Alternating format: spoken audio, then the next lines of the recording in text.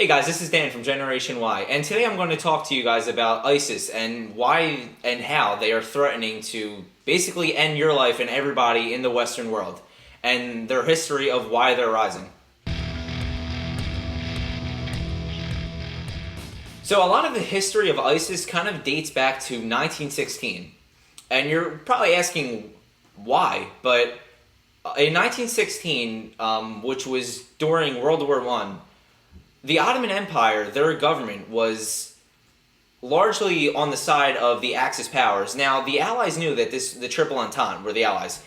Now, we knew that this would create a problem for our cause in fighting the Axis powers.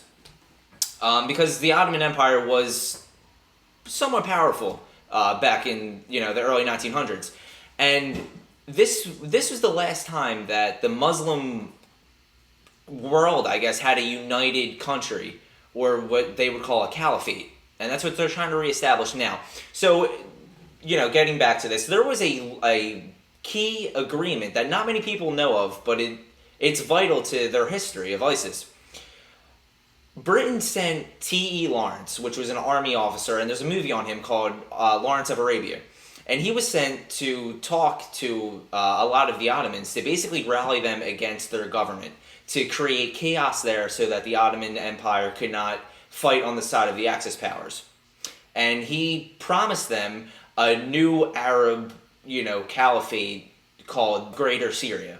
This Greater Syria landmass was contained of Syria, Lebanon, Israel, and parts of Iraq and Jordan. Now, the problem here was that Britain never intended to actually fulfill their side of the agreement.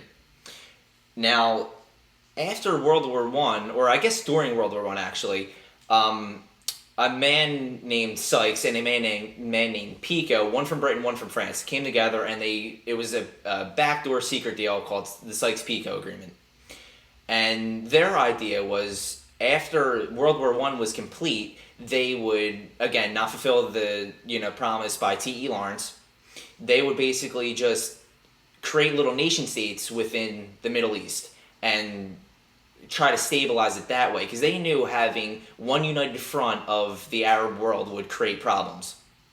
So they wanted to keep everything staggered and fragmented, which you see today. Now, all right, fast forward to today's time. There are videos saying of ISIS members calling for a global caliphate, where they want to unite the world under Islam, no matter how difficult that is, or what ends they have to justify. And there is a video of one particular member talking about Greater Syria, and he's referring to the Sykes-Picot, to the agreement of T.E. Lawrence and the Ottomans back in the early 1900s. Okay, so after we invaded Iraq in 2001 or 2002, we were training a lot of the Iraqi soldiers. They were going to westernized schools. They were, being trained by the West, by the U.S. In 2003, Donald Rumsfeld in the Bush administration basically disbanded the Iraqi army that we were training, and they were left without a pay, without a job. We didn't hand them over to the Iraqi government.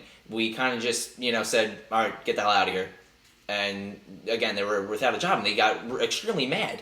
So they winded up going to organizations like Al-Qaeda.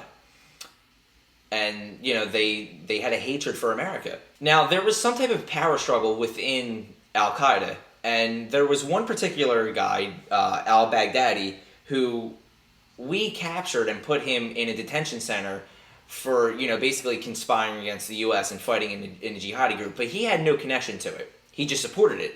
And that's why we released him, because we could not get him based on evidence of him fighting with Al-Qaeda or the Taliban. And this guy, he had a PhD in Muslim studies.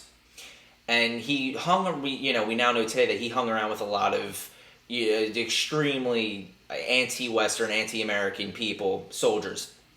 And he winded up connecting with the head of Al-Qaeda in Iraq, Zarqawi.